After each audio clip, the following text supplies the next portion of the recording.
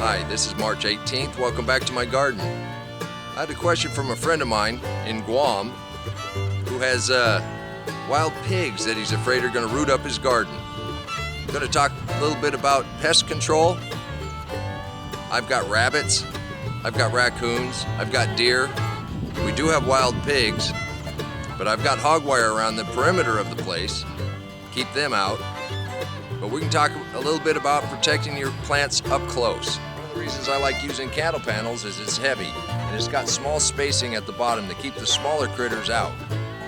What I like to do with this 2-inch woven wire is pretty substantial also, but you can make a little barricade just by using a little triangle shape around whatever you have growing, and it will keep the rabbits out. Raccoons will climb over anything. You can put a top on this to keep anything out of your plants, but I find this keeps the rabbits out. And I do have a secret weapon to keep the raccoons out. I think you know who I'm talking about, the internet thug. The concept of using this woven wire will keep the smaller animals out. You can go down as far as chicken wire. They even make a finer mesh than that.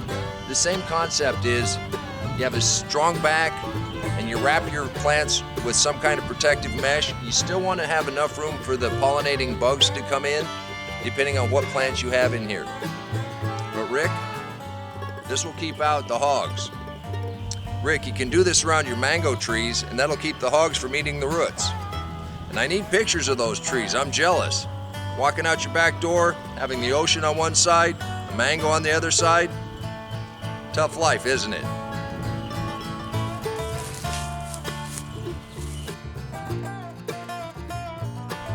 Riley, I know you have a discerning eye, so don't be too critical on the trellis setup. But you softer than a pillow, you a internet thug, a internet thug, you a internet thug, a internet thug. Ready to get past this next frost, and we'll be ready to plant peas, beans, cantaloupe, cucumbers, tomatoes, the majority of the warmer weather crops. Hey Riley, what do you think of the trellis setup? We're almost ready for Bear's tomatoes. For any of you that's read the comments section, Aunt Betty said Great-Grandpa Ryder used to plant Swiss chard on St. Patrick's Day. Well, I believe that was yesterday. So, to hold with tradition, I'm going to put in some Swiss chard. I'm going to put in some Four Seasons lettuce. And I'm going to put in some gourmet lettuce, which I'm not even going to try to pronounce, but everybody that knows me knows I'm a gourmet kind of guy.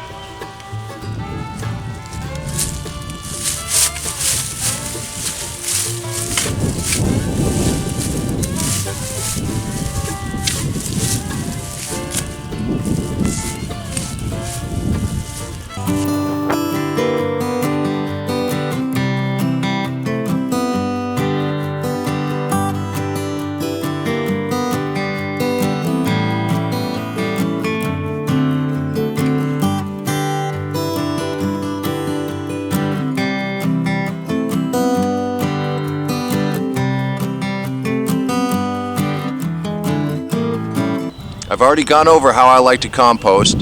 Simplest way possible, sort of dig a hole, dump it in, cover it up, and let it do its thing. One of the side effects of that, towards the top of the compost pile, sometimes you get plants that come on their own.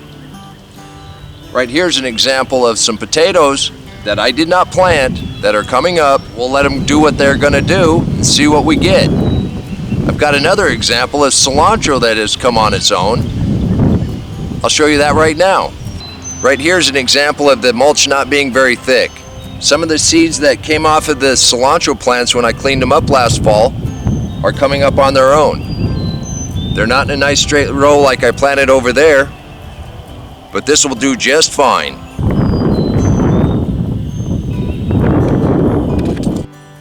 It's been raining off and on since Saturday in the first wrap-up video, so the ground is pretty moist.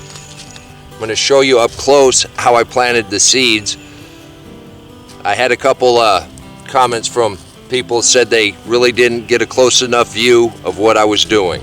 Now the Swiss chard seeds come out looking like beet seeds. These will grow pretty good size, but like I did the beets and like I do everything, I like to plant a little heavy and then we can thin out.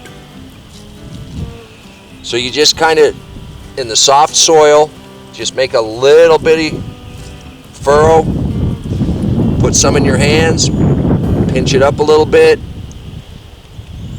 and just slowly drop them as you go.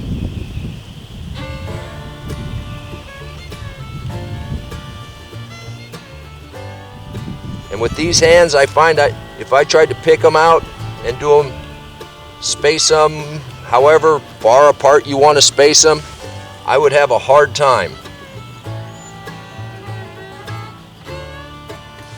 Now, once you get some planted, I like to go back and cover them up. Just lightly put a little dirt over them. Take a little bit of the mulch that you have, the dry leaves. Just lightly shake a little bit over the top to keep it from drying out. And there you have it, Swiss chard. Wes, how do you pronounce that? You know I'm a gourmet kind of guy, but I'm gonna really butcher the name of that lettuce. Now that's Swiss chard, one day after St. Patty's Day. It's a little wet. We'll see what we get. Thanks for coming. Hit the subscribe button.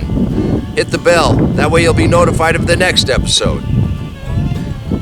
Share it with somebody. And please hit the like button. It helps with the algorithm. See ya.